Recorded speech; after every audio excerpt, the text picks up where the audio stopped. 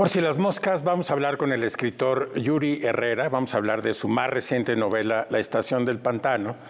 Es una novela que a mí me llamó mucho la atención porque la premisa es hablar de el paso de Benito Juárez por Nueva Orleans, un paso cuando tiene que salir exiliado del país, un paso que está pues apenas documentado. Hay una pequeña nota, como dice Yuri Herrera, en el diario de Juárez, en las memorias de Juárez, y sobre el cual no se sabe nada, pero este es el punto de partida para contar esta encantadora, yo diría, novela. Yuri, muchísimas gracias por estar aquí en Por si las moscas. Al contrario, muchas gracias a ti, Guillermo. Yuri, ¿cómo te interesaste en esta historia? Bueno, vivo en Nueva Orleans, ¿no? Yo, aunque esta es una anécdota que se puede encontrar en cualquier biografía de Juárez, es una anécdota que todo mundo pasa por alto, ¿no? Y yo hasta que llegué acá me cayó el 20 de que este había sido un periodo muy importante. Es curioso que en todas las biografías se dice que fue un periodo muy importante, pero nadie explica por qué, nadie da ningún dato, ¿no? Y para mí era interesante por dos razones. Por un lado, porque yo creo que de algún modo haberse encontrado una ciudad alucinante, terrible, rica, como lo era y lo es todavía, tuvo que haber tenido alguna influencia en el desarrollo intelectual y ético de Juárez. Y por otro lado, tú sabes, todos los libros, aunque uno hable de un cierto tema, también es una manera de hablar de uno mismo, ¿no? Y también es una manera para mí, de tratar de entender esta ciudad, de entender mi relación con la ciudad, la relación de la ciudad con México también. Yuri, ¿cómo fue el proceso de investigación para esta novela? Obviamente no es que hagas un retrato realista de Nueva Orleans del siglo XIX, ni de propio Juárez, ni de los liberales que lo acompañaban en este exilio, pero de todos modos sí que se nota que hay una investigación sobre las condiciones de Nueva Orleans y también el momento político y personal por el que pasaba este grupo.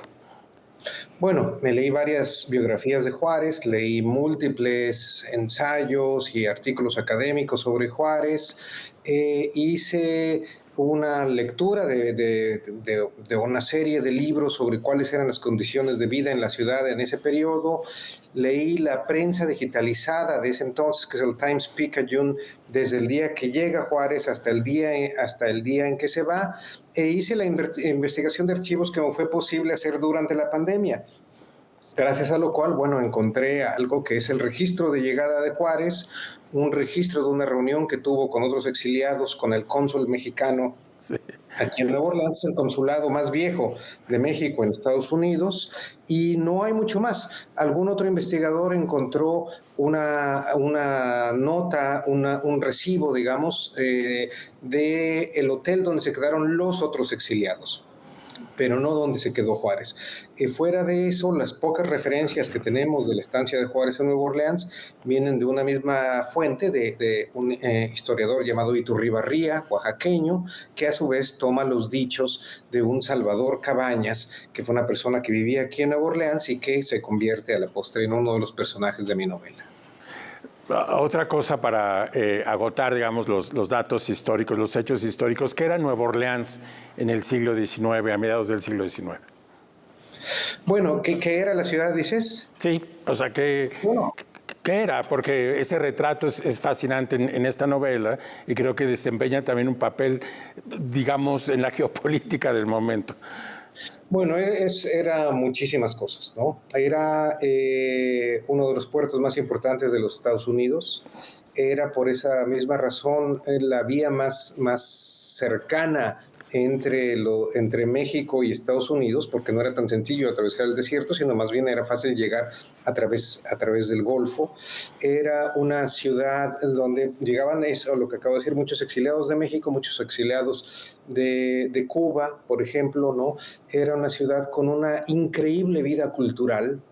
La vida cultural, digamos, hegemónica, ¿no? Que copiaba los estándares de la vida cultural europea. Había 3 compañías de ópera, había muchísimas librerías, aquí era el jugador de ajedrez el mejor jugador del mundo, se supone, de la época, Morphy, y al mismo tiempo había otro tipo de vida cultural, no reconocida, no hegemónica, pero que eventualmente se convertiría en la vida cultural hegemónica, no solo de Nueva Orleans, sino probablemente de este país y probablemente del mundo, que es la influencia de la migración forzada negra, africana, aquí, ¿no? Es decir, que ya empieza a tener una enorme influencia en las maneras en las que se hace la música, en las maneras en las que se vive. Había un músico de música clásica que se llamaba Gottschalk, que ya en ese entonces empieza a tratar de incorporar la influencia africana dentro de la música clásica. Tiene varias piezas en las cuales trata de incorporar algunas armonías, algunos ritmos. Todavía está muy lejos de ser lo que esta combinación culminará en el nacimiento del jazz, 70 años después. Pero ya están los principales elementos y hace eso. Al mismo tiempo es una ciudad con unos increíbles niveles de violencia que todavía existen, ¿no? De manera muy similar, además, ¿no? Violencia por motivos electorales, violencia por peleas callejeras, violencia por celos, muy diferentes tipos de violencia, además de la violencia estructural, la violencia institucional que implica la existencia del mercado más grande de esclavos que había en ese entonces, ¿no? Era un mercado de esclavos dividido en 3 distintos mercados de esclavos, y junto a eso las condiciones climatológicas, las condiciones de la naturaleza. Aquí es una ciudad construida sobre un pantano y todo lo que eso implica, ¿no? Una ciudad en la cual hoy todavía en ciertos canales puedes ver lagartos. En esa época era algo mucho más común, ¿no? Lagartos o víboras. Entonces, cuando pones todo eso junto, un centro político, económico, cultural de primerísima importancia, junto con una violencia terrible y con una naturaleza que se lo come todo, pues uno puede imaginar que esto tuvo que tener alguna influencia en la vida de este migrante que llega sin ningún dinero, extraordinariamente culto, pero que no sabe inglés, ¿no? Y que llega en una enorme pobreza. Y para mí era muy interesante entonces preguntarme, ¿por qué si pasó 1 año y medio en una ciudad tan alucinante, decidió que no le iba a dedicar ni una sola palabra? Claro. Y eso para mí, al contrario de ser un defecto, eso para mí es la oportunidad de contar una buena historia, porque ahí hay un secreto, obviamente. Es increíble esta premisa. Y sin embargo, Yuri, no haces, haces este retrato oral de Nueva Orleans, pero en la novela todo esto que acabas de describir impregna la atmósfera, pero no es un retrato realista, no es una novela histórica en el sentido convencional. ¿Por qué tomaste este otro camino? Bueno, yo tengo un cierto problema con el término realista, ¿no? Porque creo que aún los escritores que se llaman a sí mismos realistas, su trabajo fundamentalmente tiene que ver con la imaginación, ¿no? Es decir, porque la escritura nunca puede ser un reflejo directo de la realidad. Lo único que refleja la realidad son los espejos, y los espejos no añaden nada, ¿no? La literatura siempre está añadiendo algo, aun cuando tú pretendas estar describiendo algo de manera realista, lo estamos haciendo con el lenguaje que está intervenido por nuestra experiencia, por nuestros prejuicios, por nuestros anhelos, en fin, ¿no? Y el asunto es que cada una de las cosas que yo describo de la ciudad, ahí sí eso está documentado. Documentado. ¿No? Las peleas, los problemas, la terrible epidemia que hubo de fiebre amarilla, la música, todo eso en esos términos sí sería realista, digamos. Lo que no está documentado es la intervención de Juárez en cada uno de sus espacios. Pero para mí eso no es un problema, porque si hubiera estado encerrado todo este tiempo, entonces no habría estado en contacto con eso. Pero este es un hombre que tuvo que salir a trabajar, que se tuvo que mudar de casa varias veces. Entonces necesariamente tuvo que tener contacto con la vida criminal, económica, cultural de la ciudad, ¿no? Entonces, no es realista en términos de que no hay documentos que den fe de lo que estoy diciendo, pero al mismo tiempo yo creo que esta es una verdad irremediable en términos de que bastaba con poner un pie en la calle para enfrentarte con todas estas otras cosas que sí están documentadas. Otra cosa que me fascina de este relato es que tanto Juárez y el grupo que lo acompaña en la novela no está puesto como en el pedestal de la historia, en el sentido de que incluso hay un cambio de tono en una parte de la novela en donde comienzan a reflexionar sobre las condiciones políticas del momento, pero en realidad se trata de un relato de la vida cotidiana de un inmigrante en Nueva Orleans. Y esta cotidianeidad le da a este personaje histórico que lo vemos nosotros retratados en las esculturas o en los nombres de las calles, una carnalidad distinta y que es muy, muy atractiva. Sí, yo creo que una de las razones por las cuales Juárez decide no decir mucho, por las cuales los demás que estuvieron aquí tampoco dicen mucho, es que ellos ya se ven a sí mismos como futuros próceres, ¿no? Así es. De algún modo este episodio, este periodo aquí, se ve no como algo relevante en su vida, sino como un paréntesis dentro de lo verdaderamente relevante, que era estar en México, estar reconstituyendo, reimaginando, reconstruyendo la nación. Pero yo creo sin lugar a dudas que esto tuvo que haber marcado ese regreso, ¿no? Muchos historiadores, incluyendo la gente que no quiere a Juárez, como Bulnes, reconocen que este periodo fue un periodo muy importante porque es donde Juárez se radicaliza como liberal por su relación sobre todo con el Chorocampo. Pero yo creo que además de esa radicalización en términos estrictamente intelectuales, en términos estrictamente ideológicos, tuvo que pasar por una cuestión existencial, por una cierta vivencia, ¿no? Entonces, a mí algo que nunca me ha interesado mucho es esta idea que algunas personas le atribuyen a la literatura de desacralizar a ciertas personas. No me interesan las estatuas, pero tampoco me interesa desacralizar. Yo no creo que necesitamos menos cosas sagradas, necesitamos más cosas sagradas. Y yo creo que poner a Juárez bailando o ponerlo desconcertado en un prostíbulo o ponerlo con una persona que está destazando un lagarto no son maneras de desacralizarlo, sino de entender que lo sagrado está en esas cosas que entendemos en la vida cotidiana, ¿no? Y como tú bien dices, es la vida cotidiana de un migrante. Y cuando uno, como he tenido la oportunidad de hacerlo, tiene contacto con las experiencias migrantes en los Estados Unidos, uno entiende que ahí, en esa experiencia, en esa resiliencia, en ese reinventarse, hay también algo sagrado. Y eso es algo que no tiene que ver con ser prócer o no, sino con las cosas, con las enseñanzas que la vida nos da en las actividades cotidianas, ¿no? Yuri, tenemos que irnos a un corte, pero lo que estás planteando me parece fascinante.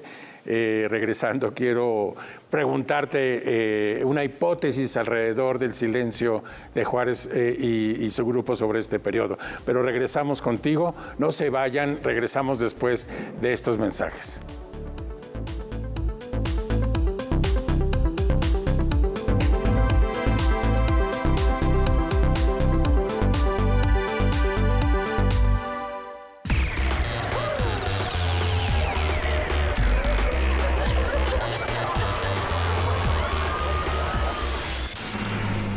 Los inhalantes provocan daño cerebral irreversible, alucinaciones y desorientación. Es más grande el sufrimiento que causa su consumo que el dolor que lleva a inhalar un solvente. No te arriesgues. Si necesitas ayuda, llama a la Línea de la Vida, 800-911-2000. Gobierno de México. En los menores de edad, el consumo de cualquier droga daña su salud y afecta su crecimiento. Sea la sustancia que sea, vapeadores, tabaco, drogas, ni siquiera una probadita. Su cuerpo sigue en desarrollo y las sustancias adictivas pueden impedirles alcanzar su máximo potencial. Las adicciones alteran el cerebro, esclavizan la mente y el cuerpo. El mensaje es claro. Si te drogas, te dañas. La felicidad que necesitas está en ti, con tu familia, tus amigos y la comunidad. Secretaría de Educación Pública. Gobierno de México. La mejor manera de ver el cine es en un lugar rodeado de estudios, canales de televisión, teatro, escuelas de cine y artes. La Cineteca Nacional crece y muy pronto podrás disfrutar de una experiencia única en el Centro Nacional de las Artes. Te invitamos a formar parte de esta histórica transformación. Ven y redescubre el cine como nunca. Cineteca Nacional de las Artes con lo mejor del cine mexicano y mundial. Agosto 2023. Secretaría de Cultura. Gobierno de México.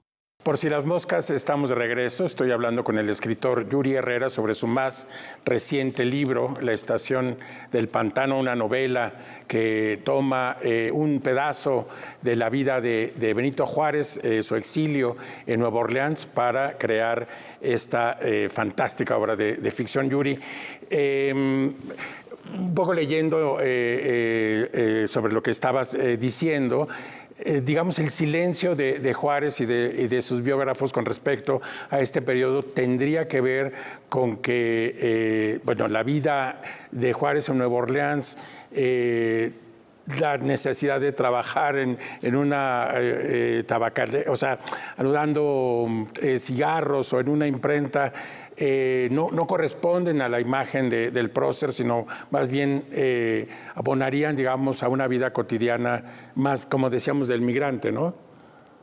No, yo creo que puede ser eso. Es decir, bueno, en primer lugar, tiene que ver con que ese silencio se facilita por la ausencia de documentos, ¿no? Uh-huh. Y en el caso de la gente que lo acompañó, en el caso suyo, en el caso de los testigos, creo que puede tener que ver con varias cosas. Por un lado, sí, porque los próceres no van al baño, ¿no? Los próceres no se enchilan, los próceres no se pelean en la calle, los próceres no bailan. Y entre otras cosas se dice que aunque Juárez no bebía nada de alcohol, que sí era muy bailarín y que fumaba también además, ¿no? Nunca hemos visto una estatua de él fumando, sería muy interesante, eso, o bailando.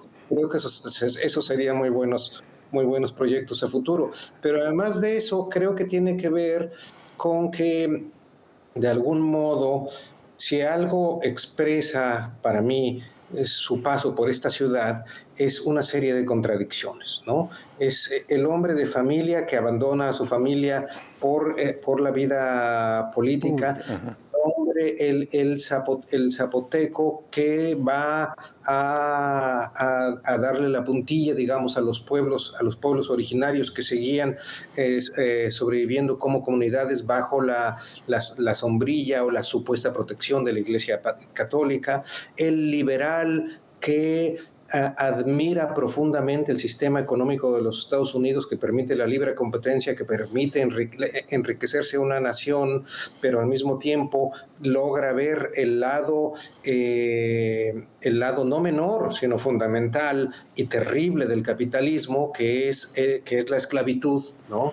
Que es la explotación de otras personas, que no desaparecerá con la desaparición formal de la esclavitud, sino simplemente encontrará otras formas.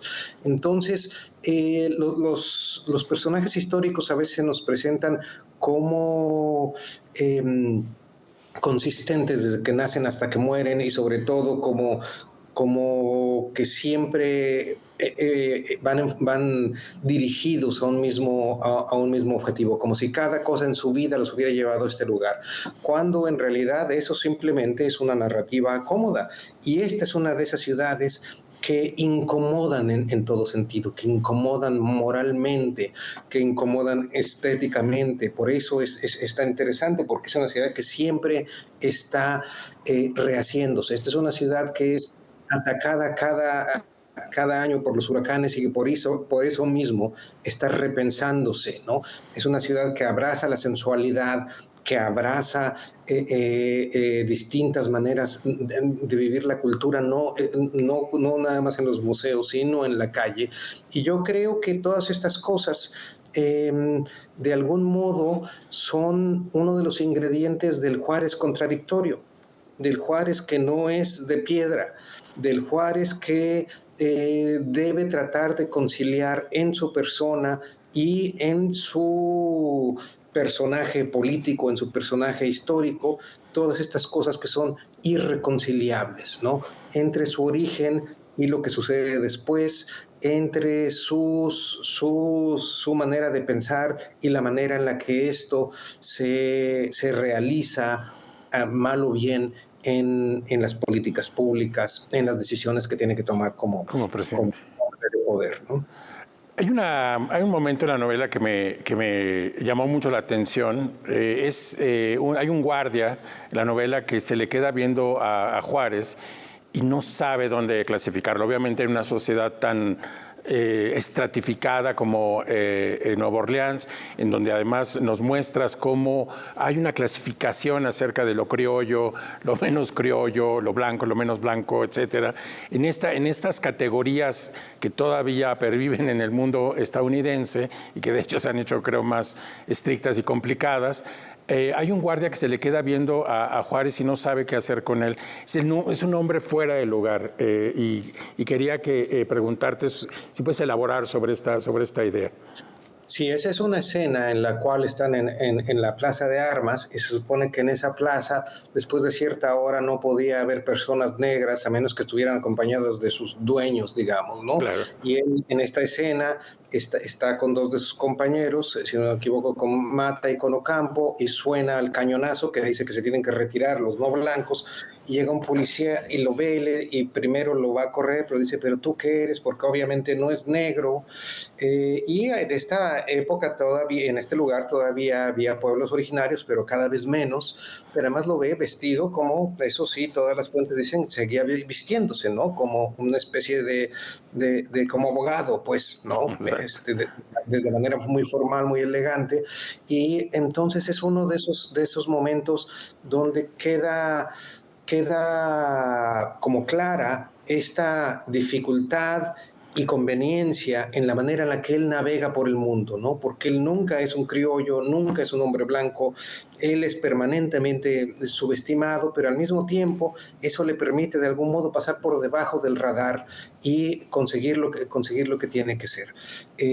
Ahora, guardadas las proporciones, las distancias, como decía que en las novelas siempre uno habla de uno mismo de una manera diferente, pero es algo que yo me he enfrentado un poco aquí. Nueva Orleans sigue siendo una ciudad en la cual, en términos de la cultura pop, ¿no? No en la realidad siempre es muchísimo más compleja, pero en términos de la cultura pop sigue habiendo una oposición entre lo blanco y lo negro, a pesar de que hay una enorme población latinoamericana aquí, en especial hondureña.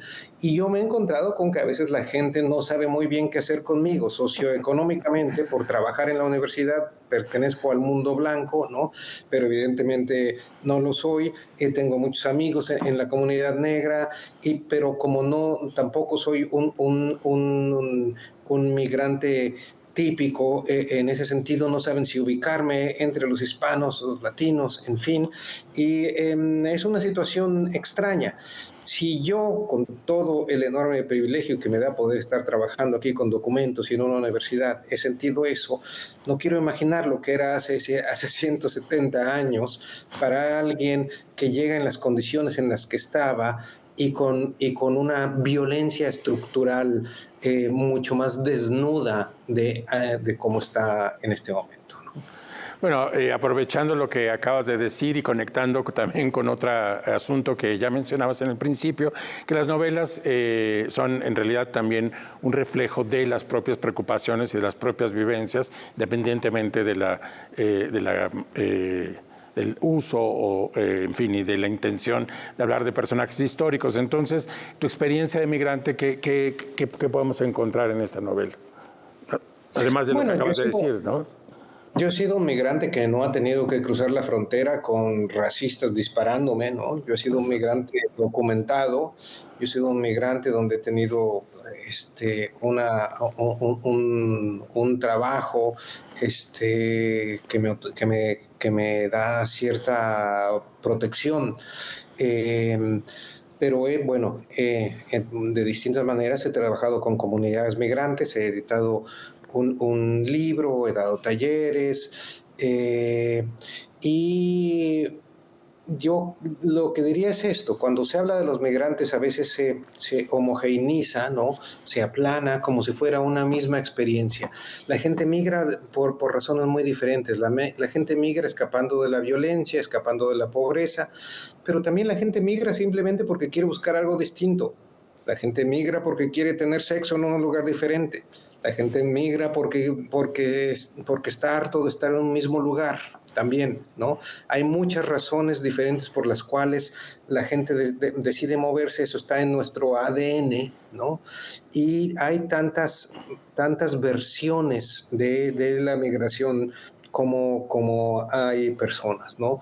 En mi versión creo que me he encontrado... probablemente es la época de mayor aislamiento que he tenido, ¿no? Es decir, cuando llegó la pandemia, llegó para algo a lo que yo ya estaba de algún modo acostumbrado, ¿no? Creo que eso es algo que le sucede a muchos migrantes por distintas razones. Aquí creo que he tenido muchísimo más aislamiento. Yo he tenido ciertas dificultades al entrar, pero no más allá de que me manden en el aeropuerto a lo que yo llamo el cuartito de los migrantes sospechosos, ¿no? O a tener ciertos tratos, recibir ciertos malos tratos, a veces por policías, a veces por gente al azar, pero en realidad, insisto, yo he sido un migrante privilegiado, ¿no? Lo que sí he podido hacer ha sido estar en ciertas posiciones en las cuales puedo observar estas distintas vidas que se dan en las distintas condiciones en las que la gente migra a este país. Yuri, para terminar, nos queda un minuto. Leía en una entrevista que esta imagen, que es un Juárez con una brújula, que es una pinta, me parece que en Oaxaca, es uno de los detonadores de este libro. Es una imagen que te envía nuestro amigo en común, Francisco Goldman. ¿Qué significa esta imagen?